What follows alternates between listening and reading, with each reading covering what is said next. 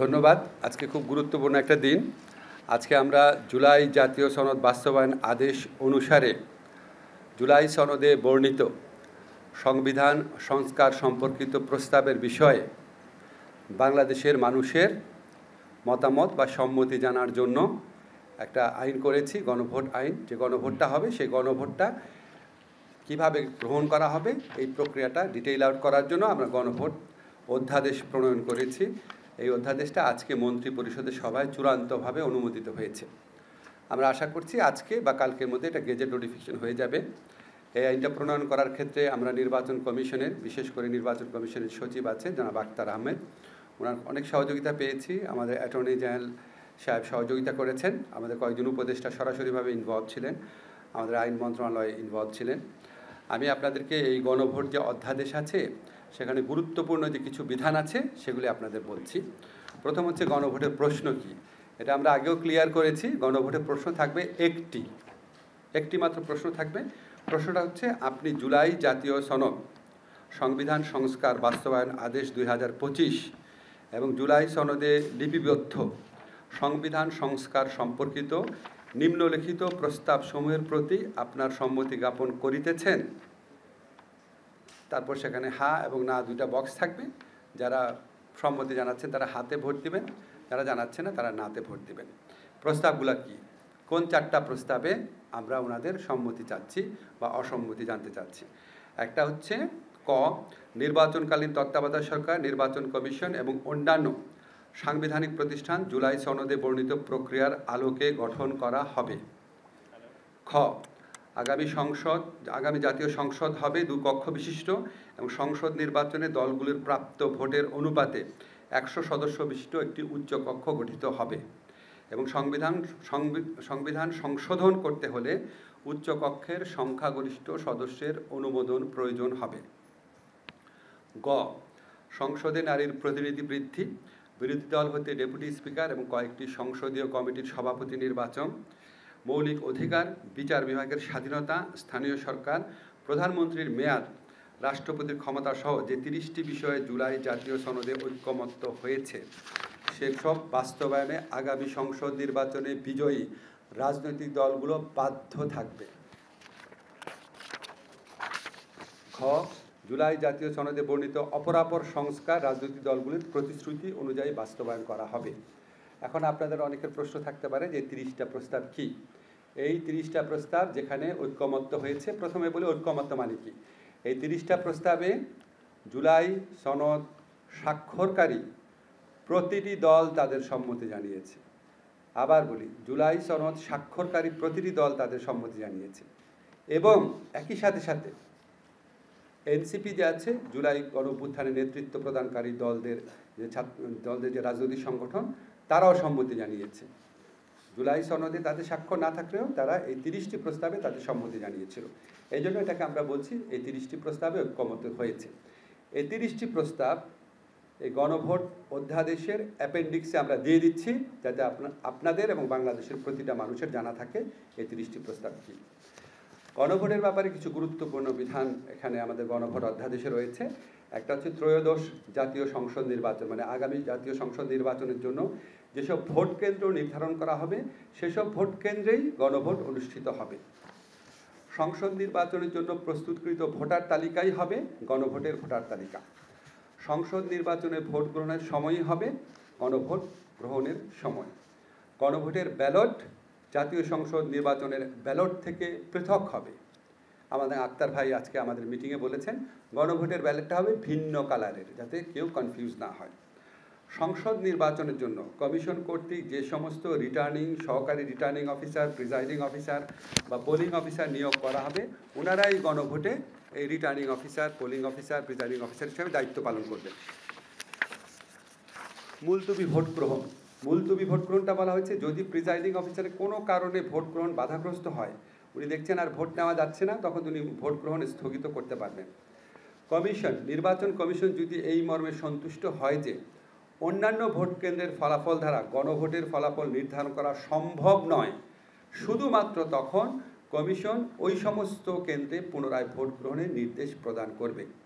Commission যদি দেখে ধরেন 1000টা ভোট কেন্দ্র আছে, কমিশন দেখলো 20টা কেন্দ্রে ভোট নেওয়া যায় নাই, কিন্তু 20টা কেন্দ্রের ফলাফল বা ভোট বিবেচনা না করলেও ইতিমধ্যে যে ফলাফল পাওয়া গিয়েছে 920টা কেন্দ্রে, 980টা কেন্দ্রে, মানে বাকি কেন্দ্রে, সেটা দ্বারাই গণভোটের ফলাফল নির্ধারণ করা সম্ভব। তাহলে আর 20টা কেন্দ্রের পুনরায় ভোটের কোনো নির্দেশ দিবে না। 1000টার মধ্যে 980টা কেন্দ্রের ভিত্তিতেই ফলাফল ঘোষণা করবে। নাম্বারগুলো কিন্তু উদাহরণ হিসাবে দিচ্ছি। ভোটদান পদ্ধতি হচ্ছে কমিশন কর্তৃক নির্ধারিত পদ্ধতিতে গণভোট অনুষ্ঠিত হবে। গণভোটের প্রশ্নটিতে হা না সুযোগ ঘরে কমিশন কর্তৃক সংসদ নির্বাচনের জন্য যে সিলমোহর নির্ধারণ করা হবে সেই একই সিলমোহর দ্বারা ভোট প্রদান করা হবে। ব্যালট বাক্স কী হবে? কমিশন কর্তৃক নির্ধারিত এবং সরবরাহকৃত ব্যালট বাক্স ভোট গ্রহণের জন্য ব্যবহার করতে হবে। গণভোটের ক্ষেত্রে পোস্টাল ব্যালটের আমরা সুযোগও রাখছি। পোস্টাল ব্যালট যেমন জাতীয় সংসদের ক্ষেত্রে ব্যবহার করা যাবে, গণভোটের ক্ষেত্রেও করা যাবে। ভোট কেন্দ্রে প্রবেশ, শৃঙ্খলা রক্ষা, নষ্ট বা বাতিল ব্যালট পেপার, এই সমস্ত ব্যাপারে জাতীয় সংসদ নির্বাচনের জন্য যে আইন বিধি রয়েছে সেটাও গণভোটের ক্ষেত্রে প্রযোজ্য হবে। আর ভোট সমাপ্তির পর অনুসরণযোগ্য পদ্ধতি জাতীয় সংসদ নির্বাচনের মতোই থাকবে। প্রিজাইডিং অফিসার ভোটগুলা গণনা করবেন, হা ভোট না ভোট আলাদা করে রাখবেন রাজনৈতিক দলের প্রার্থীর এজেন্টদের উপস্থিতিতে। তারপর তিনি সেই ফলাফলটা সহকারী রিটার্নিং অফিসারকে পাঠাবেন, তিনি ফল পুনরাকত্রীকরণ করবেন, বিভিন্ন কেন্দ্র থেকে আসে ফলাফল অ্যাড করবেন, যোগ করে এই প্রাপ্ত ফলাফলটা উনি আবার রিটার্নিং অফিসারকে পাঠাবেন। রিটার্নিং অফিসার আবার বিভিন্ন সহকারী রিটার্নিং অফিসার থেকে আসা ফলাফল এটাকে পুনরাকত্রীকরণ করবেন, একসাথে করে মানে যোগ করবেন, করে হা ভোট কতগুলো, না ভোট কতটা আছে উনার জেলাতে, সেগুলি আবার সব নির্বাচন কমিশনকে পাঠাবেন। নির্বাচন কমিশন আবার সেগুলি একত্র করবেন, করে হা ভোট কতটা পেয়েছে, না ভোট কতটা পেয়েছে এটা ঘোষণা করে নির্বাচনের ফলাফল ঘোষণা করবেন। আরেকটা বিধান আছে, সেটা হচ্ছে এই গণভোট অনুষ্ঠান ভালোভাবে সম্পন্ন করার জন্য নির্বাচন কমিশনকে যে কোনো ধরনের প্রয়োজনীয় বিধি, নির্দেশাবলী এবং পরিপত্র প্রণয়ন করার ক্ষমতা প্রদান করা হয়েছে। এটা হচ্ছে আমি আইনের ব্যাপার বললাম। এখন আপনাদের নিশ্চয়ই অনেক আগ্রহ আছে নির্বাচনের প্রস্তুতি কেমন নির্বাচন কমিশন নিচ্ছে। আমরা নির্বাচন কমিশনের যে সিনিয়র সচিব আছেন জনাব আখতার আহমেদ, ওনার থেকে একটু প্রস্তুতি সম্পর্কে শুনি। ধন্যবাদ স্যার। আসসালামু আলাইকুম, শুভ অপরাহ্ন। নির্বাচনের প্রস্তুতির বিষয় বলতে গেলে প্রথমেই আমাকে যেটা বলতে হয় যে আমাদের ভোটার তালিকা, আমরা এখন ভোটার তালিকা আমরা প্রিপেয়ার করছি। আপনারা জানেন কেন্দ্রভিত্তিক ভোটার তালিকা প্রস্তুত করতে হয় এবং আমরা সেই ভোটার তালিকাটা এখন প্রস্তুত করা শুরু করেছি এবং আমার ধারণা যে সব ঠিক মতন চললে আগামী মাসে 5 তারিখের ভিতরে, ডিসেম্বরের 5 তারিখের ভিতরে আমাদের ভোটার তালিকা কমপ্লিট হয়ে যাবে, ঠিক হয়ে যাবে। তার মানে আমরা 5 তারিখের আগেই যে ভোটার তালিকাটা পাবো সেই তালিকা অনুযায়ী আমরা নির্বাচনের এগিয়ে যাব। আর অন্যান্য যে দ্রব্য সামগ্রী যেটা আমাদের লাগে, ব্যালট বক্স, লক, সিল, গালা, আপনার কালি, আঙুলের অমোচনীয় কালি, স্টাম্প প্যাড, এগুলোর পর্যাপ্ত পরিমাণের আমাদের মজুদ এসছে। লাস্ট স্টক যেটা আমরা পেয়েছি সেটাও এখন আমাদের দখলে আছে এবং আমাদের কাছে আছে এবং আমরা এটা ক্রমাগতভাবে আস্তে আস্তে আমরা বিভিন্ন জায়গায় এটা পৌঁছে দিব, যাতে শেষের দিকে যে চাপটা না পড়ে। আগে থেকে আমরা এটা বিভিন্ন জোনাল, আমাদের 10টা জোনাল অফিস আছে, 10টা জোনাল অফিসের মাধ্যমে আমরা জেলা পর্যায় পর্যন্ত, উপজেলা পর্যায় পর্যন্ত আমরা সরবরাহ করব, যাতে শেষের দিকে আমাদের জিনিসটা চাপ না পড়ে। ব্যালট পেপার আপনার প্রিন্টিংয়ের জন্য আমাদের গভর্নমেন্ট প্রিন্টিং প্রেস এবং সেখানে আমাদের সাথে যোগাযোগ আছে, তাদের কাছে পর্যাপ্ত পরিমাণে কাগজ আছে। স্যার যেটা বলেছেন যে 2 রকমের ব্যালট পেপার, 2 রঙের ব্যালট পেপার হবে। আপনারা জানেন যে প্রথাগতভাবে জাতীয় সংসদ নির্বাচনের ক্ষেত্রে সাদা বেজের উপরে কালো প্রিন্টের ব্যালট পেপার গ্রহণ হয়, আর এক্ষেত্রে আমরা একটা রঙিন কাগজ ব্যবহার করব গণভোটের জন্যে, যে একটা রঙিন কাগজ ব্যবহার করব। রঙিন কাগজের উপরে যেটা দৃশ্যমান হয়, কালো যদি দৃশ্যমান হয়, সেই দৃশ্যমান অনুযায়ী আমরা ব্যালট পেপারটা করব। এবং এই ব্যালট পেপারের পাশাপাশি স্যার আরেকটা জিনিস বলেছেন যে প্রবাসী যারা আছেন বা আপনার দেশে যারা সরকারি চাকরিজীবী এবং নির্বাচনী কর্মকাণ্ডে যারা জড়িত থাকেন বা আইনি হেফাজতের যারা আছেন, তারা এবার ইন কান্ট্রি পোস্টাল ব্যালট ভোটের আওতায় তারা ভোট দিতে পারবেন। তাদের রেজিস্ট্রেশনটা, দেশের রেজিস্ট্রেশনটা একটু পরে করব আমরা, এখন বিদেশের রেজিস্ট্রেশনটা শুরু হয়েছে এবং আমরা আশাব্যঞ্জক সাড়া পাচ্ছি আমরা ক্রমান্বয়ে 8টা ভাগে রিজিয়নে ভাগ করে আমরা আস্তে আস্তে এগিয়ে যাচ্ছি, কেননা আমরা খুব অল্প সময়ের ভিতরে এই অ্যাপটা লঞ্চ করেছি এবং সেই কারণে আমাদের ট্রায়াল ফেজে যেহেতু বিভিন্ন সময় দেখা যায় যে বিভিন্ন দেশ প্রবাসী ভোটারদেরকে এই ট্রায়ালের জন্য প্রায় একাধিক বছর, কেউ 5 বছর পর্যন্ত ট্রাই করে তারপরে একটা পর্যায়ে এসছেন, কিন্তু আমরা মাত্র এক মাসের মতন ট্রাই করতে পেরেছি। কাজে আমরা একটু আস্তে আস্তে জিনিসটাকে আগাচ্ছি এবং আমরা এখন পর্যন্ত যে রিজিয়ন 3টা রিজিয়নে আমরা এখন কাজ করছি। এখন নর্থ আমেরিকাতে এখন আমাদের নিবন্ধন চলছে এবং আশাব্যঞ্জক সাড়া পাওয়া যাচ্ছে। ইনশাআল্লাহ এটা আমরা একটা ভালো রেজাল্ট পাবো বলে আমাদের ধারণা। এবং প্রবাসীদের কাছেও এই আপনার গণভোটের ব্যালট একই ইনভেলপে পাঠানো হবে।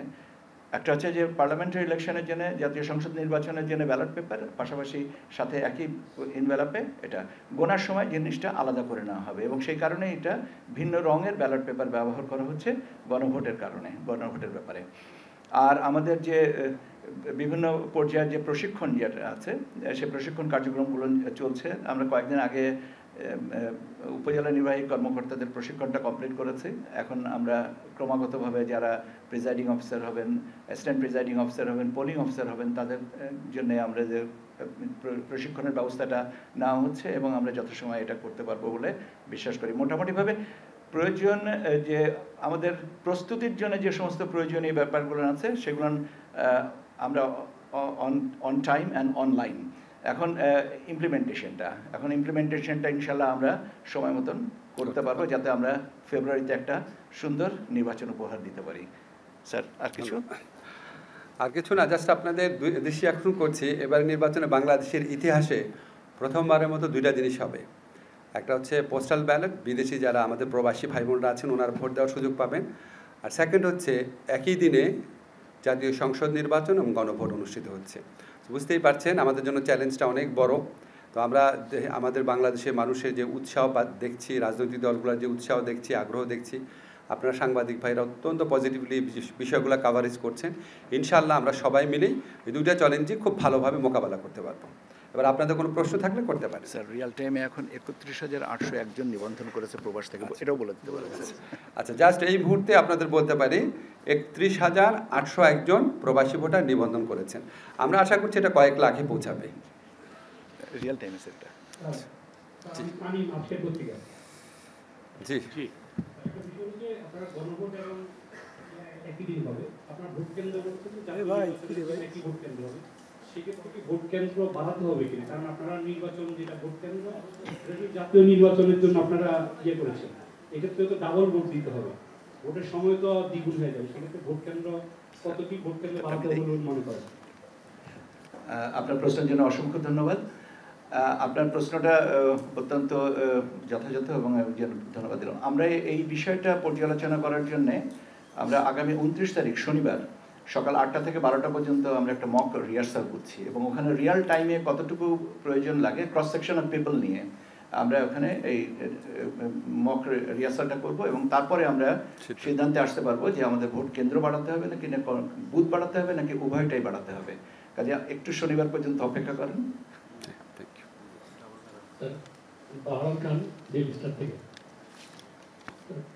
আমার একটা প্রশ্ন হচ্ছে যে পিছনে বাহারাম প্রশ্ন করার সময় কেন জানি ঢোক গেলাম একটা। প্রথমে কোনটা গোনা হবে, মানে জাতীয় সংসদ নির্বাচনের ভোট নাকি গণভোটের ভোট? কি কোনটা? গণনা, ভোট গণনা কেটে ভোট 2টা গণনায় সাইমালটেনিয়াসলি চলবে, ঠিক আছে? সাইমালটেনিয়াসলি চলবে, একই সময় চলবে।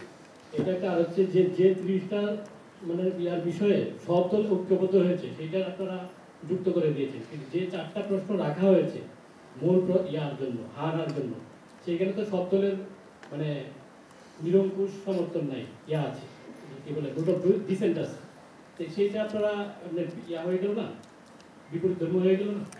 আমাদের সরকারেরও তো কিছু ভূমিকা প্রয়োজন, ঠিক না?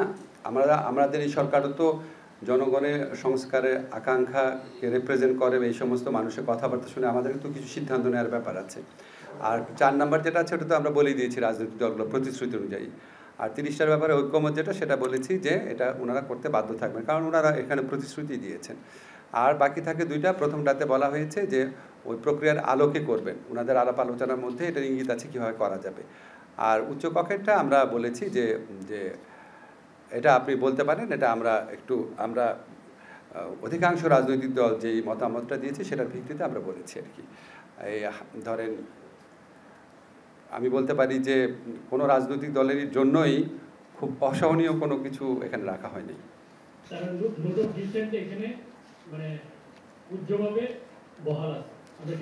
সেটা আপনি আপনার মতো করে ব্যাখ্যা করেন, রাজনৈতিক দলগুলোর মধ্যে ব্যাখ্যা করে।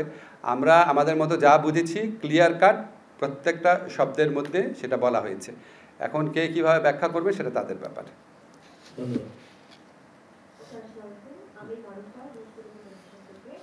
আমার প্রশ্ন হচ্ছে বিশেষ করে যারা গ্রামাঞ্চলের বা যারা নিরক্ষর আছেন তারা গণভোটের এই যে হ্যাঁ না বিষয়টা, সেখানে তারা কিভাবে এটা নির্ধারণ করবে বা ভোটটা প্রয়োগ কিভাবে করবে, এই বিষয়ে কোনো প্রচারণা আসলে থাকছে কিনা? আপনাকে অনেক ধন্যবাদ। এই বিষয়ে ব্যাপক প্রচারণা আগামী 2-3 দিনের মধ্যে শুরু হবে। নির্বাচন কমিশন ব্যাপক প্রস্তুতি নিয়েছে, আমি জানি এই প্রচারণার জন্য। আমাদের সরকারের পক্ষ থেকে আমাদের সংস্কৃতি উপদেষ্টা মোস্তফা সরোয়ার ফারুকী আছেন, অন্যান্য যারা কনসার্ন আছেন তারা মিলে ব্যাপকভাবে করবেন। তথ্য মন্ত্রণালয় করবে, আমাদের এই যে আমাদের শফিক সাহেব আছে, প্রধান উপদেষ্টার যে প্রেস টিম আছে, সবাই মিলে করব। আমরা প্রত্যেকটা মানুষ যেন এটা বুঝতে পারে এই মাত্রায় প্রচারণা করব, আমরা এই ব্যাপারে দৃঢ় প্রতিজ্ঞ। জি, আমার নাম আহমেদ রেজা, আমি যমুনা টেলিভিশনে কাজ করি। আমি মূলত আইন শৃঙ্খলা পরিস্থিতিটা কেমন থাকবে সেটির জন্য গতকালকে প্রধান উপদেষ্টার বাসভবন যমুনায় সেখানে লটারি করা হয়েছে। বিশেষ করে এটা নিয়ে আমি কোনো কমেন্ট করব না, আমার বিষয়ে প্রশ্ন করেন। আইন শৃঙ্খলা নিয়ে প্রশ্ন করলে আমাদের স্বরাষ্ট্রমন্ত্রী করেন। জি বলেন। তো ওই লটারি করে যে আইন শৃঙ্খলা বাহিনীর সদস্যদেরকে বিশেষ করে এসপিদেরকে পদায়ন করা হচ্ছে, সেটা কবে নাগাদ শুরু হবে এবং প্রক্রিয়াটা কি করতে পারবেন না স্যার? আমি জানি না। আমি যেটুকু জানি লটারি হয়েছে, আর লটারিটা কোনো একদম মানে খুব অন্ধের মতো লটারি এরকম হয় নাই। অনেকগুলো ক্যাটাগরি করা হয়েছে, যারা পারফরমেন্সের ভিত্তিতে, তারপর ঝুঁকিপূর্ণ জেলা বাছাই করা হয়েছে, এগুলি ম্যাচ করে বেশ মানে একটা গভীর বিশ্লেষণের পরে এই লটারিটা করা হয়েছে। আসসালামু আলাইকুম, আমি ঝুমি রহমান, চ্যানেল 1 এ কাজ করি।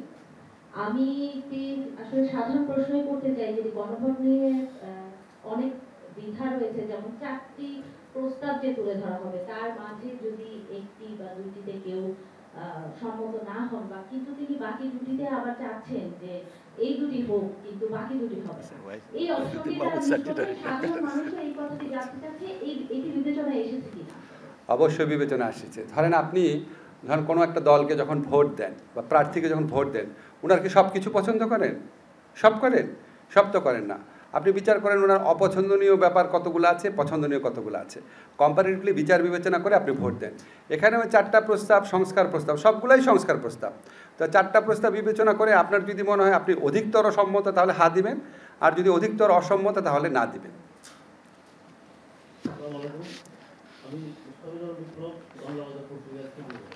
আমার প্রশ্ন হলো যে গণভোট এবং জাতীয় সংসদ নির্বাচন, দুইটার যে তফসিল কি একই দিনে একই পদ্ধতিতে ঘোষণা করবেন কিনা? এবং অবশ্যই তফসিল অবশ্যই একই সাথে হবে, একই দিনে ঘোষণা হবে। একই দিনে নির্বাচনও তো একদিনে, নির্বাচনও একই দিনে হবে। এটা আমি আপনাদের পক্ষ থেকে আমাদের সচিব সাহেবকে জিজ্ঞেস করি, তফসিলটা কবে ঘোষণা হতে পারে?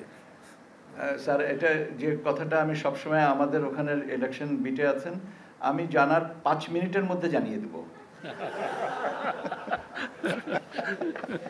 আমি মনে যুগান্তরে কাজ করছি, আমি ক্লিয়ার হতে পারছি না যে আসলে যে নোট অফ ডিসেন্ট উল্লেখ থাকছে কিনা, নোট অফ ডিসেন্ট অনুসারে রাজনৈতিক দলগুলো তাদের সিদ্ধান্ত নিতে পারবে কিনা। একছাড়া আমি শেষ করে যে ভারতের প্রবাসীরা ভোটে অংশ নিতে পারবে কিনা, মানে ভারতের প্রবাসীরা আইনসম্মতভাবে। যাই হোক, এমনই একটা ইন্টারেস্টিং প্রশ্ন করেছেন, ভারতের প্রবাসীরা। আপনি তো ভারতের প্রবাসী কয়েকজনের ব্যাপারে জানতে চাচ্ছেন। যাই হোক, এটা ইলেকশন কমিশন দেখবে, আমার মনে হয় না ওনারা ভোট দিতে নিবন্ধিত হবেন। আচ্ছা, আর যেটা আপনি কি বলেছেন গণভোটের প্রশ্ন, আচ্ছা আমরা এটা ক্লিয়ারলি 4টা জিনিস লিখেছি।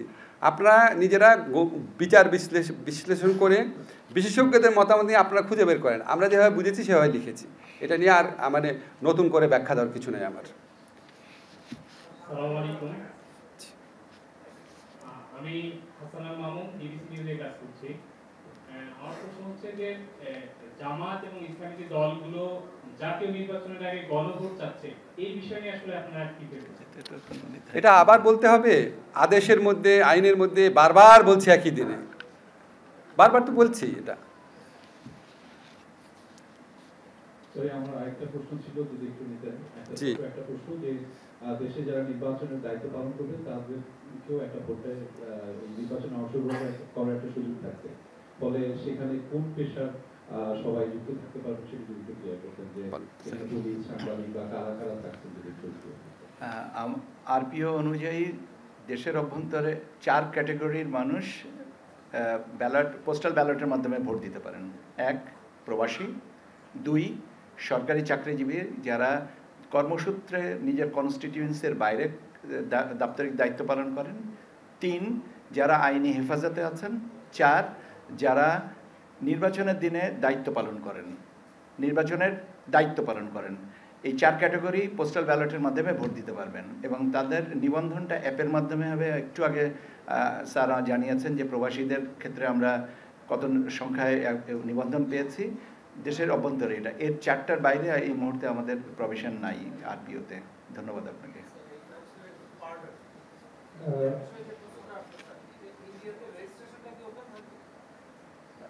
বুঝি নাই। প্রবাসী বাঙালিরা ওপেন থাকবে না। ও অ্যাপটা তো সার্বজনীন, রেজিস্ট্রেশন যাদের করার সুযোগ আছে তারা করবেন। ঠিক আছে। স্যার এখানে একটা টেকনিক্যাল আছে, যারা এনআইডি লক করা আছে তারা পারবে। এটা আমি বলতে চাই না, তাহলে তখনই প্রশ্ন উঠবে কার কার লক করা আছে। নির্বাচনে স্যারকে আমি আমি রফিক মোহাম্মদ বলছিলাম, জিটিভিতে কাজ করি। আগামী জাতীয় সংসদ নির্বাচনে গণভোট একসঙ্গে হচ্ছে, আমরা এর মধ্যে জেনে গেছি। মূলত আমার প্রশ্নটা হচ্ছে গিয়ে যে দেশে এই বর্তমানে প্রায় 2 কোটি নিরক্ষর ভোটার রয়েছে। তো আমরা দেখেছি যে যদি ব্যালটে ভোট হয় সেক্ষেত্রে আমি ধানের শীষ বা দাঁড়িপাল বা অন্য যে কোনো প্রতীক দিতে আমি ভোট দিতে পারি। বাট যেহেতু 4টা বিষয়ে আমাদেরকে সিদ্ধান্ত নিতে হবে, তো যারা নিরক্ষর ভোটার তারা কিন্তু আসলে পড়াশোনার বিষয়টাতে ভোটের প্রসেসটা কি হবে তার জন্য আসলে আপনি নিরক্ষর ভোটার বলে করেন না। বাংলাদেশে যারা নিরক্ষর ভোটার বলছেন ওনারাই বাংলাদেশের স্বাধীনতা সংগ্রাম, গণতন্ত্র প্রতিষ্ঠার সংগ্রামে সবচেয়ে বড় অবদান রেখেছেন। ওনাদের পলিটিক্যাল জাজমেন্ট আমার আপনার চেয়ে অনেক বেশি অনেক ক্ষেত্রে। ওনারা যেন কোয়েশ্চেনটা বুঝেন, এই জন্য আমরা 3 মাস ব্যাপী প্রচারণা করব। আর হচ্ছে হানা যেটা, সেখানে আপনার টিক চিহ্ন আর ক্রস চিহ্ন থাকবে, দেখে যেন বুঝতে পারেন। আচ্ছা, আইন নিয়ে প্রশ্ন বাদ আর কোনো বিষয় না থাকলে আমরা শেষ করতে পারি প্রোগ্রাম। জি।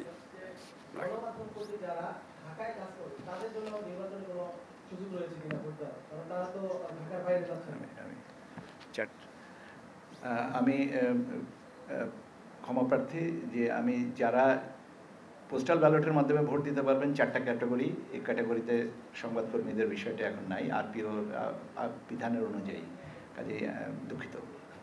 আপনারা তো ম্যাক্সিমাম যেখানে কাজ করেন এখানেই তো আপনারা ভোটার হিসেবে নিবন্ধিত আছেন না?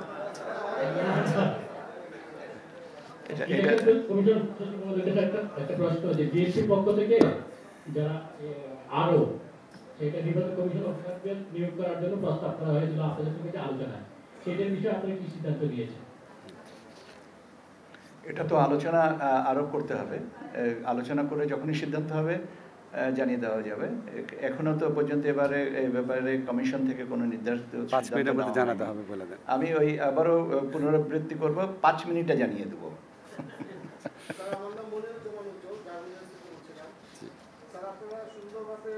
নির্বাচন কার্যক্রম পরিচালনার জন্য প্রস্তুতি গ্রহণ করছেন, আপনারা এই মুহূর্তে কোনো চ্যালেঞ্জ মনে করছেন কিনা, থ্রেট আছে কিনা যতটুকু প্রস্তুতি নিচ্ছেন এর মধ্যে? সেরকম থ্রেট নাই, সবসময় তো কিছু জিনিস তো আপনার চ্যালেঞ্জ থাকেই, সেটা সবসময় আছে। কোনো অস্বাভাবিক কোনো চ্যালেঞ্জ বা অস্বাভাবিক কোনো থ্রেট ফিল করছি না। আমার তো বরং এটা চিন্তা করে খুব ভালো লাগছে যে আপনারা এখানে যারা আছেন, আপনারা কয়জন ভোট দিচ্ছেন গত 3টা নির্বাচনে বলেন তো, একটু হাত তুললেন তো। এই যে একজন হাত তুলেছে, ভোট দিয়েছে, ওনারা একটু চিনে রাখেন। গত 3টা নির্বাচনে ভোট দিয়েছে যে 2 জনকে পেলাম হাত তুলেছে। আচ্ছা, 3 জন পাওয়া গেল। ক্যামেরাম্যানরা কিন্তু বেশ ভোট দিয়েছে মনে হচ্ছে, সাংবাদিকরা যদিও নাও দিয়ে থাকে। আচ্ছা, যাই হোক, এখন আমাদের জন্য কত বড় একটা উৎসবের ব্যাপার না বলেন। বাংলাদেশের মানুষ প্রায় 20 বছর পরে আপনার গণতান্ত্রিকভাবে ভোট দেওয়ার সুযোগ পাবে। সবাই আমাদের সহযোগিতা করবেন। এটা আমাদের জন্য একটা পুরা জাতির জন্য চ্যালেঞ্জ। এটা শুধু আমাদের জন্য চ্যালেঞ্জ না, এটা আমাদের জাতির জন্য চ্যালেঞ্জ। আমরা 20-22 বছর পর একটা সুষ্ঠু অবাধ নির্বাচন করব। আমার মনে হয় আমরা এটা নিয়ে আর কোনো প্রশ্ন নিচ্ছি না। আমাদের আজকে কাউন্সিল অফ অ্যাডভাইজার মিটিংয়ে হজরত শাহজালাল আন্তর্জাতিক বিমানবন্দরের আমদানি কার্গো কমপ্লেক্সে আপনারা জানেন যে গত মাসের 18 তারিখে একটা ভয়াবহ অগ্নিকাণ্ড হয়েছিল। সেইটার অগ্নিকাণ্ডের আজকে যে রিপোর্টটা পেশ করা হয়েছে, তদন্ত রিপোর্ট, সেটার উপরে আলোচনা হয়েছে। তা এটার যেগুলো চুম্বক অংশ সেগুলো আমি বলছি, যেগুলোর ফাইন্ডিংস ছিল।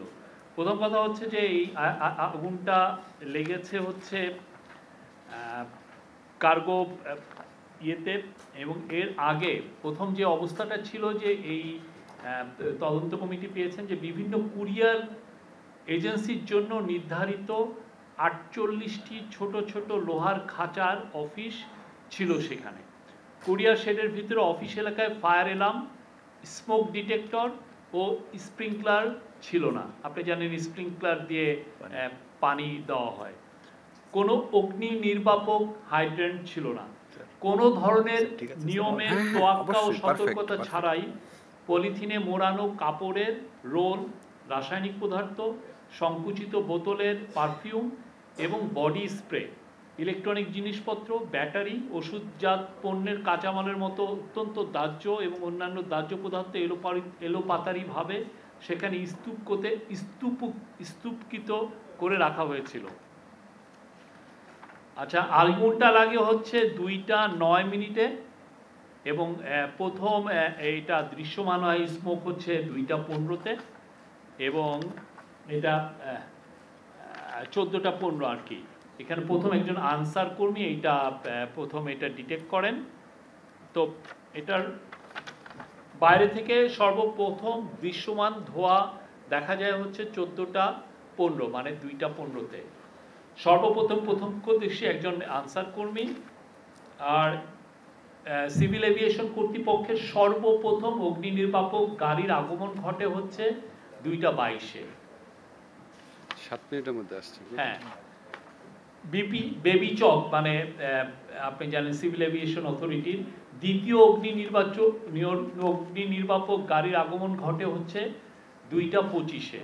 আর উত্তরা ফায়ার ব্রিগেডের সর্বপ্রথম অগ্নি নির্বাপক গাড়ির আগমন এর সময় হচ্ছে 2:50 তো ফায়ার সার্ভিসেস অগ্নি নির্বাপক যারা এসছিলেন, যেই গাড়িগুলো এসছিলেন, তারা যেই সমস্যাটা ফেস করেন সেটা হচ্ছে তারা দেখেন যে 1500 ডিগ্রির উপরে তাপমাত্রা সহ সম্পূর্ণরূপে বিকশিত আগুন, ঘন ঘন তালা লাগানো লোহার গ্রিলের উপস্থিতি, ফায়ার হাইড্রেন্টের অনুপস্থিতি, অজানা রাসায়নিক পণ্যের উপস্থিতি, অপর্যাপ্ত পানীয় ফোম, কাঠামোগত ধস এবং ধ্বংসাবশেষ ধসে পড়া। তো এই তাদের যে ফাইন্ডিংস অনুযায়ী তারা যারা এই পুরো বিষয়টা যারা কাজ করেছেন নিবিড়ভাবে, তারা হচ্ছে যে ফায়ার সার্ভিস, সিআইডির forensic department, arm forces division, তদন্ত কমিটির অগ্নি নির্বাপন বিশেষজ্ঞগণ, এনএসআই, বিস্ফোরক বিভাগ, ডেস্কো, সিটিটিসি, বুয়েট, আফাদ, এটা হলো তুরস্কের অগ্নি নির্বাপক সংস্থা, মোকাট কর্তৃক গঠিত ক্যাটালগিং কমিটির প্রতিবেদন, 97 জন সাক্ষীর মৌখিক ও লিখিত সাক্ষ্য, সিভিল এভিয়েশন, বাংলাদেশ বিমান, কাস্টম, এফএসসিডি, বিএনএসিডব্লিউসি কর্তৃক জমা দেওয়া নথি, ডিজিএফআই, বিমান, CAB, NSI, APBN, customs, courier agency, বিভিন্ন মিডিয়া হতে প্রাপ্ত সিসিটিভি ফুটেজ। তো ওনাদের যেটা ফাইন্ডিং সেটা হচ্ছে এটা কোনো স্যাবোটাজ ছিল না, এটা আর্কের পরবর্তী বৈদ্যুতিক আর্কিং এবং বৈদ্যুতিক শর্ট সার্কিটের কারণে এই আগুনটা লাগে। আর আর্কের পরবর্তীতে শর্ট সার্কিটের কারণে কুরিয়ার শেডের বর্ধিত অংশের উত্তর পশ্চিম কোণের পাশাপাশি অবস্থিত কয়েকটি কুরিয়ার এজেন্সির খাঁচাগুলোর মধ্যবর্তী স্থানে অগ্নিপাতের সূত্রপাত হয়। তুরস্ক হতে আগত বিশেষজ্ঞ দল বুয়েট বিশেষজ্ঞ, অগ্নি নির্বাপক বিশেষজ্ঞ এবং সিআইডি ফরেন্সিকের প্রতিবেদনে উল্লেখিত অগ্নিকাণ্ডের কারণ নিশ্চিত করা হয়েছে।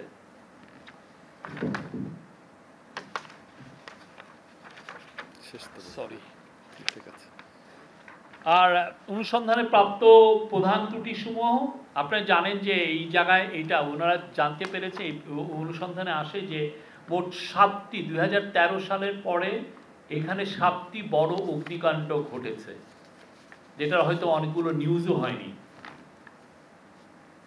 একটা হচ্ছে যে, এবং এখানে ফাইন্ডিংস ছিল যে এটার প্রতিরোধ এবং নির্বাপনে সিভিল এভিয়েশন অথরিটির তেমন কোনো প্রাতিষ্ঠানিক সক্ষমতা ছিল না।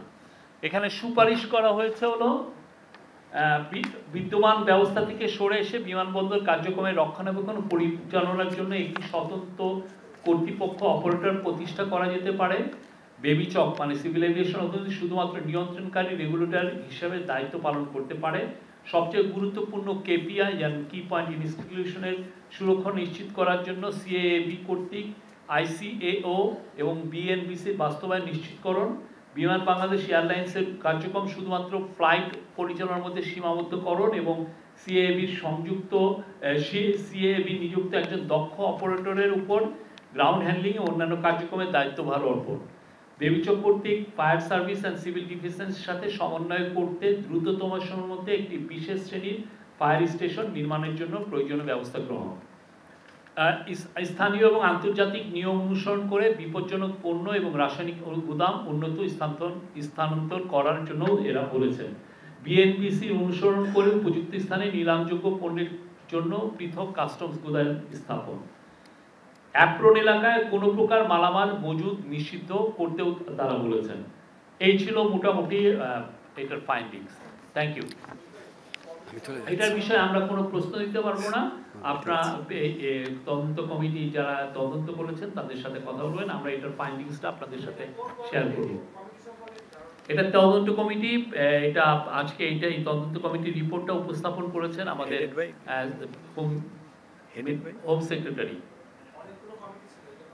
হোম সেক্রেটারি নেতৃত্বে।